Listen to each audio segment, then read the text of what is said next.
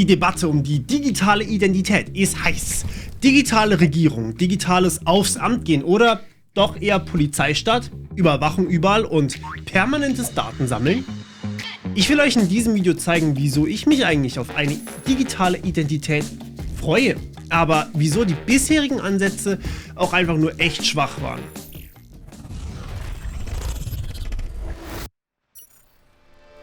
Aus einer Sicherheitsperspektive ist das derzeitige Internet ein Albtraum. Alle hinterlassen überall ihre Daten, die dann von Hackern gestohlen werden, um zum Beispiel Identitätsdiebstahl durchzuführen. Kleines Beispiel zum Identitätsdiebstahl. Wenn euer Name inklusive Adresse gestohlen wird, dazu noch eine Kreditkarte, dann kann man schon bei einigen Shops wunderbar auf euren Namen einkaufen, an eure Adresse versenden und dann einfach über eine Ablage das Paket ablegen lassen, wenn ihr im Urlaub seid und der Hacker hat ein bzw. mehrere neue iPhones. Die Geschädigten bekommen dann früher oder später Spaß mit Inkasso-Unternehmen zum Beispiel, müssen aber trotzdem ihre Anwaltskosten selbst tragen. Doch auch die andere Seite muss man betrachten. Nicht nur Hacker, sondern auch Firmen nutzen die Daten, die wir bei ihnen hinterlassen. Nicht immer so, wie wir das wollen. Tracking-Informationen werden genutzt, um euch die perfekte Werbung zu zeigen, um euren nächsten Kauf vorherzusagen und im Zweifel sogar eure Bindung an die Plattform zu maximieren, wie das TikTok oder YouTube machen. Die Konsequenzen sind gesamtgesellschaftlicher Natur und ich habe da schon öfters drüber gesprochen. Video verlinke ich euch in der Endcard. Wir sehen aber, Daten können missbraucht werden. Manchmal legal, manchmal illegal. Im Moment sieht das Ganze so aus. Es wird geschätzt, dass etwa die Hälfte aller Deutschen bereits in einem Datenleck zu finden ist. Ein Großteil der Firmen da draußen hat das eine oder andere Datenleck hinter sich und klar, Passwörter ändern. Logisch, aber ist das wirklich zielführend? Meine Mutter, meine Großmutter, ja selbst ich kriege nicht jeden Hack da draußen mit. Ja, Firmen müssten sich eigentlich bei mir melden, aber manche machen das halt doch nicht, weil sie zum Beispiel nicht in der EU sitzen. Und die wenigsten wissen, was so ein Leak bedeuten kann. Was, wenn wir das Ganze also radikal mal anders denken? Mit zum Beispiel einem digitalen Ausweis. Wenn ich ganz klassisch ein Bankkonto erstellen will, muss ich bislang meinen Ausweis nehmen, zu einer Filiale gehen und dort mich anmelden. Ich habe das tatsächlich kürzlich erst gemacht. Mein Ausweis wurde, ohne mein Einverständnis übrigens, genommen, kopiert und dann natürlich gelagert. Das Foto liegt jetzt also nun für immer dort. Aber könnte nicht jeder meinen Ausweis einfach stehlen und das machen? Naja, ja. Ein Ausweis ist ein Faktor für die Anmeldung, genauer gesagt der Haben-Faktor. Das ist einer von 3, die man normalerweise hat. Einmal das Sein, das Haben und das Wissen. Haben ist Besitzen, Sein ist zum Beispiel Biometrie und Wissen ist zum Beispiel ein Passwort, das ich habe. Wer den Ausweis nun stiehlt, kann das auch tun. Klar, da ist ein gewisses Bild drauf, also eher das Sein, aber das ist halt nur optischer Natur. Und sind wir mal ehrlich, gibt man sich ein bisschen Mühe, kann man Aussehen fälschen. Es wird ja immer noch von einem Menschen begutachtet, ob die Person dieselbe ist. Und ja, ich habe mein Ausweisfoto ohne Bart und Brille gehabt. Ich sah wie ein anderer Mensch aus und trotzdem ist eine Kontoerstellung kein Problem gewesen. Okay. Dann wäre da noch die Unterschrift auf dem Ausweis. Naja, mal ernsthaft, meine Unterschrift ist auf dem Ausweis. Die ist da, so dass sie jeder sehen kann. Natürlich kann man die also fälschen. Und by the way hat jeder, der mit mir einen geschäftlichen Vertrag hat, auch meine Unterschrift und könnte das also auch fälschen. Privat oder sicher ist anders. Und hey, dazu kommt, dass ich einfach irgendwas kragle, was selten wirklich Ähnlichkeit zu meiner eigentlichen Unterschrift hat. Also noch ein Sicherheitsfaktor, der in Wirklichkeit gar keiner ist. Das heißt, jeder, der meinen Ausweis stiehlt und ein bisschen Cosplay-Erfahrung hat, könnte in meinem Namen ein Bankkonto eröffnen und dann geht's mit dem Identitätsdiebstahl los, der mein Leben ruinieren kann. Was ändert nun eine digitale Identität daran? Nun, eine digitale Identität wäre zum Beispiel auch eine Chipkarte, wie es der Ausweis schon jetzt ist. Diese wird dann nicht angeschaut oder kopiert und in Akten gelagert, sondern es wird halt digital unterschrieben. Hört ihr das? Das ist der Krypto-Voice. Der ist hier für Kryptowährung. Raus! Eine digitale Unterschrift geht so. Du da an deinem Bildschirm. Du nimmst meinen öffentlichen Schlüssel, den habe ich aus meinem privaten Schlüssel generiert. So, den hab nur ich. Wer den privaten Schlüssel hat, kann unterschreiben. Wer den öffentlichen hat, kann gucken, ob das Ding unterschrieben ist, ja? Das Ding ist innerhalb einiger tausend Jahre nicht knackbar. Anders als deine Sauklaue, du. So, die Bank hat jetzt also Zugriff auf diese öffentlichen Schlüssel. Die prüfen jetzt, ob das also wirklich ich bin. Und schon ist gut. Geil, nie wieder Identitätsdiebstahl. Das hat sogar noch viel mehr Vorteile, denn ich kann jetzt auch endlich online ein Bankkonto eröffnen, ohne dass ich von irgendeiner gruseligen Firma angerufen werde, die sich mein Gesicht und meinen Ausweis anglotzen, oder ich kann Gänge aufs Amt zum Beispiel auch komplett sein lassen und mich zum Beispiel direkt online beim Finanzamt zurückmelden, dass ich wieder da bin oder dass ich irgendwas bezahlen muss. Wenn natürlich das Finanzamt damit macht. Oder wir können anfangen, uns über einen sicheren Austausch von Daten im Gesundheitssystem oder das E-Rezept erstmal zu unterhalten. Aber dazu brauche ich halt erstmal meinen digitalen Ausweis. Oder ich kann auch direkt online einen Notartermin machen. Oder. Online-Banking in sicher? Träumt ihr da nicht vielleicht ein bisschen? Das müssten ja erstmal die Firmen an sich unterstützen. Ach, ihr wollt das machen? Naja, also, ich hätte da was für euch. Am 2.12. findet ihr mich am Stand von Check24 beim IT Career Summit vor Ort in Frankfurt. Diese Messe ist wohl das, was man als Festival für IT-Jobmessen bezeichnen kann, und dementsprechend habe ich es mir rausgenommen, ein paar der Chiquitos zu entführen. Falls ihr euch traut, ich habe ein paar Challenges in meiner Traumwelt für euch vorbereitet, und wenn ihr es schafft, könnt ihr direkt Teil 1 des Vorstellungsgesprächs auf der Messe schaffen. Aber das wird nicht einfach. Schaut direkt in der Beschreibung vorbei. Was war das denn? Ah, Cosplay-Erfahrung. Der Morpheus aus der Netflix Sandman-Serie. Cringe. Na, wenn ich mal nicht im Cosplay auf diese Messe gehen muss. Anyways, wenn man sich also so ausweisen muss oder kann, minimiert das den Missbrauch im Fall von Ausweis. Mehr Daten hat die Bank auch nicht, denn eure Ausweisdaten haben sie ja eh. Aber was, wenn sich jemand Zugriff auf mein Handy verschafft? Und was, wenn wir mal wieder Mist bauen? Von Sicherheit driftet man leider oft in Überwachung rein, und dann weiß man, dass man Mist gebaut hat. Nehmen wir an, wir machen mal wieder eine Murkslösung und der Staat Deutschland lagert alle Daten bei sich. Jetzt kann man Deutschland als digitales Land mit digitaler Verwaltung vertrauen, oder aber man lässt es.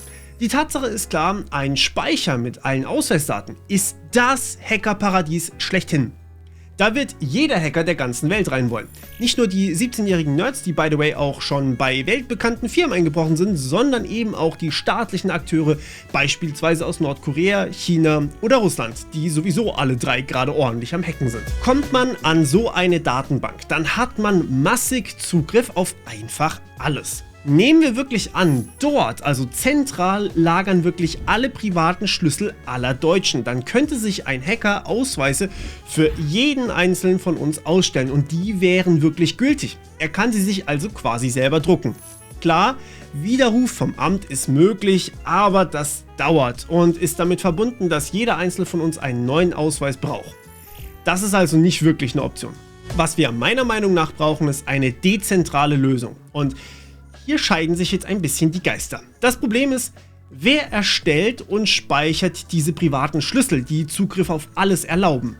Soll das die Stadt machen, oder macht das vielleicht der Benutzer, also wir, selbst, ohne dass wir es merken, auf dem Ausweis drauf einfach so, und gibt dem Amt einfach nur seinen öffentlichen Schlüssel, so wie man das bei normaler Verschlüsselung auch macht. So wie bei verschlüsselten Chats, WhatsApp oder Signal zum Beispiel. Wenn das Amt dann gehackt wird, was wir irgendwie erwarten können, so aus der Vergangenheit, und nur die öffentlichen Schlüssel können gestohlen werden, dann passiert exakt gar nichts, weil die sind sowieso öffentlich. Und ein weiterer Bonus, du bist nach wie vor der Herr deiner Ausweisdaten in jedem Fall. Auf der anderen Seite haben wir allerdings ein Problem, wenn du da draußen deinen Ausweis verlierst. Ja, genau du. Wir können davon ausgehen, dass das passieren wird, und brauchen dafür dann auch eine Lösung. Bei Security Keys empfehle ich ja immer 2 Stück zu haben. Einen für zu Hause und einen, den man immer mit sich rumnimmt. Das könnte man auf Ausweise übertragen. Reisepass und Ausweis haben wir ja jetzt schon. Also könnte man einfach sagen, okay, die sind halt beide so und man kann mit dem Reisepass einen neuen Ausweis anfertigen, wenn man den verloren hat. Dabei liegt aber die Verantwortung beim Nutzer selbst und das gestaltet sich meistens schwierig, denn es gibt immer Leute, die sich da ein bisschen rausbewegen. Das heißt, man müsste irgendwie eine Möglichkeit finden, wie man trotz kein Ausweis mehr da so einen trotzdem wieder ausstellt. Das muss man aber noch klären und ist tatsächlich beim aktuellen Ausweisvergabesystem auch nicht so eindeutig geregelt. Dazu kommt, wird es wirklich ein Ausweis oder doch eher eine Lösung aus der Wirtschaft vielleicht? Wer baut das Ganze? Das Problem, das wir aktuell sehen, ist, irgendwie sehen halt viele den Nutzen und man braucht es langsam, um Sicherheit für den User gewährleisten zu können. Und viele sehen auch eben den Profit, den man damit machen kann. Self-Sovereign Identity ist das Zauberwort und so unfassbar viele Leute wollen es bauen. Allein staatlich gibt es die BDR Wallet App, die Bund-ID und Bundesident vom Innenministerium. Dann gibt es vom BMBF das digitale Zeugnis, Enmeshed. Und vom BMWK gibt es ID Real, Once, ID Union und jede Krankenversicherung baut quasi auch mal eine eigene Variante. Und in der Wirtschaft eskaliert dann alles nochmal. Verimi, Swisscom, Postident, ID Now, Lissi, Luca, NetID, Helix ID und noch so viele mehr wollen das Ganze selbst machen.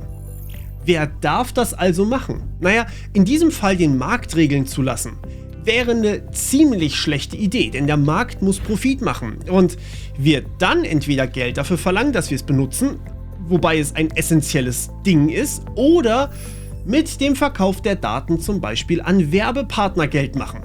Beides sehe ich als nicht wirklich sinnvoll an für so eine sensible Technik, zumal Ansätze ja durchaus auch staatlich kommen, wobei ich nicht weiß, warum wir so viele davon haben. Self-Sovereign Identity, kurz SSI, geht ja sogar noch ein Stück weiter und arbeitet nicht nur mit Ausweisdaten, sondern mit beliebigen Attributen. Das heißt, ich kann oder muss je nach Konzept und Attribute hinterlegen, wie Brillenträger, hat Neurodermitis, gerade frisch 30 geworden. Und je nach Konzept können die dann übertragen werden an einen Dienstleister. Dazu aber gleich mehr. Diese Attribute müssen nach meinem Datenschutzverständnis vollständig beim Benutzer liegen. Der Anbieter der SSI sollte die nur genau dann von mir bekommen, wenn ich sie ihnen übertrage, zum Beispiel, weil ich mich verifizieren möchte. Demnach sollten sie aber auf keinen Fall dort liegen, sondern auf meinem Ausweis bzw. meiner App. Die Firmen können so also gar kein Geld verdienen, wenn sie die Daten verkaufen wollen, weil sie sollten sie gar nicht haben. Weshalb diese Lösung aktuell von vielen Anbietern gar nicht verfolgt wird, obwohl es die einzige datenschutzfreundliche wäre. Und ja, die meisten Firmen wollen also, dass ihr alle Daten bei ihnen lagert. Und auch ja, manche wollen wirklich nur eine App ohne Ausweis. Aber ich bin mir tatsächlich gar nicht so sehr sicher, ob ich davon Fan bin. Der Grund dafür kommt jetzt.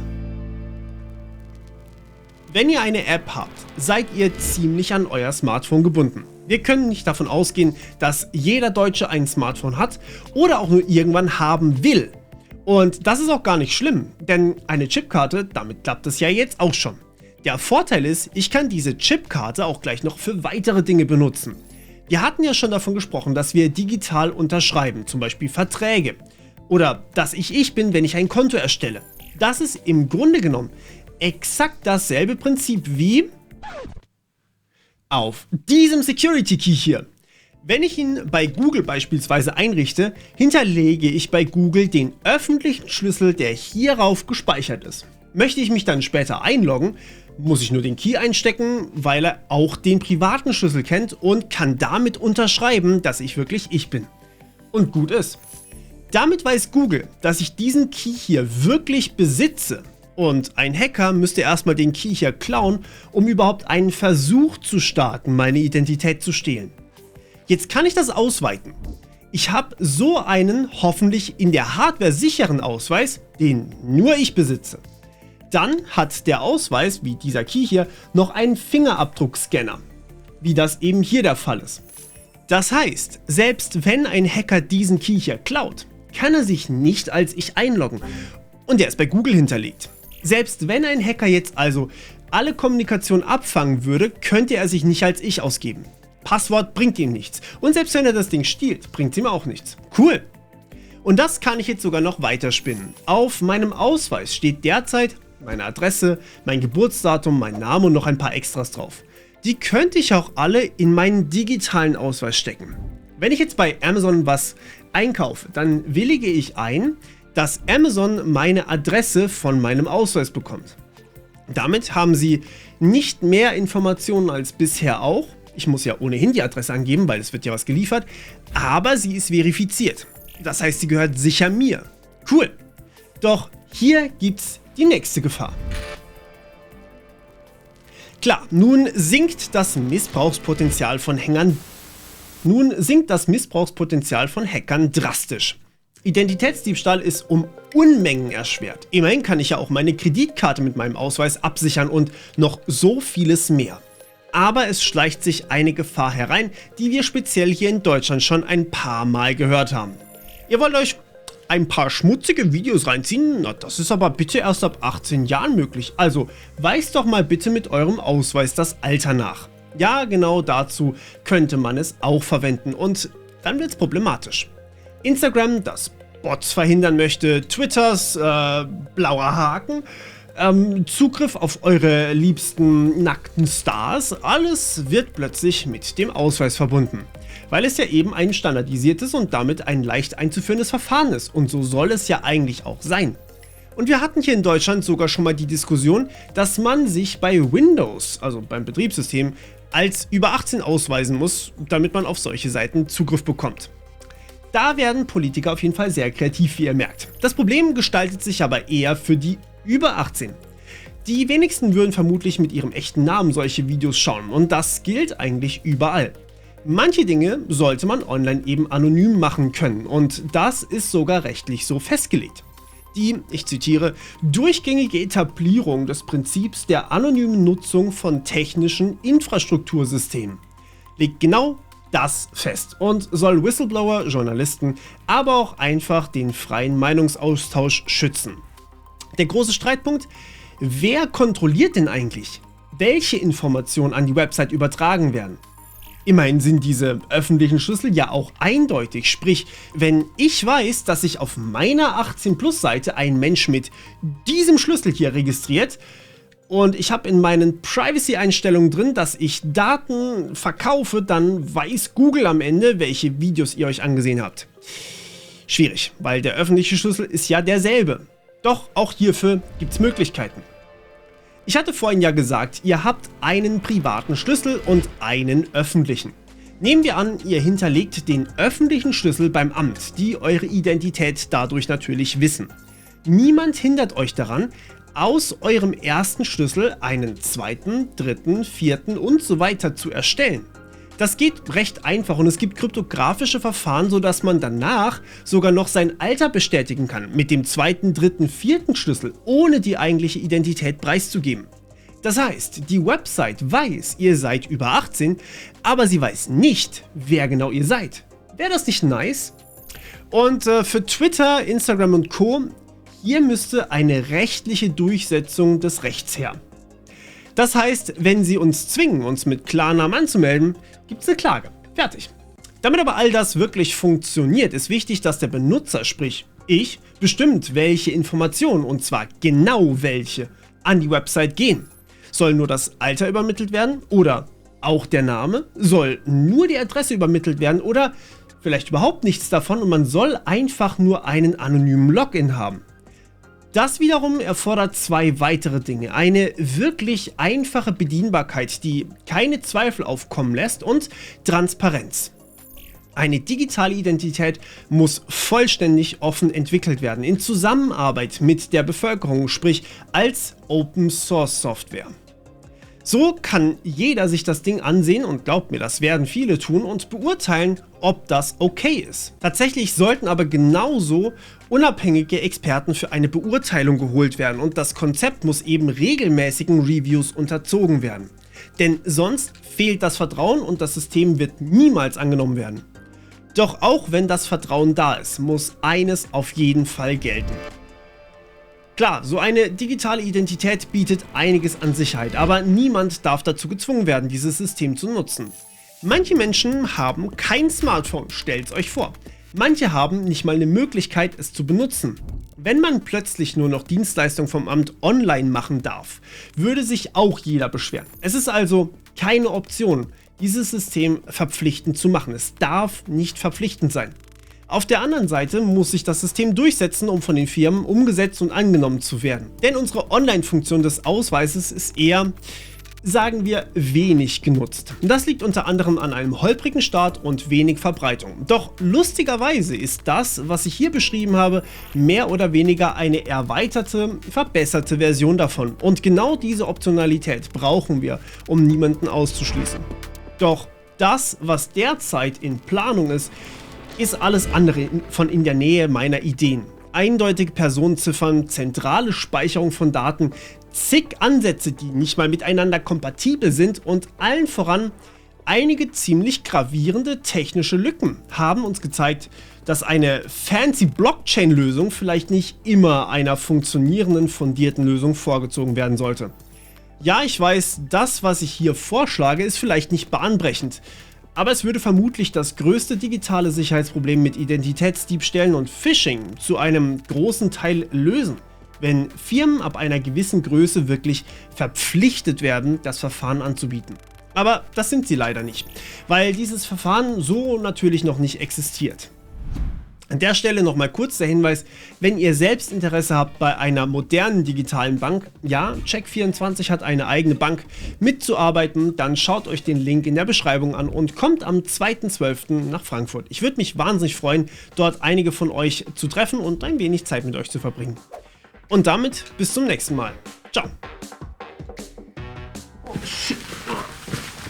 Oh Gott, stinkt das. Bisschen IT-Trends, Vibes. Ist bisschen, es fühlt sich gut an.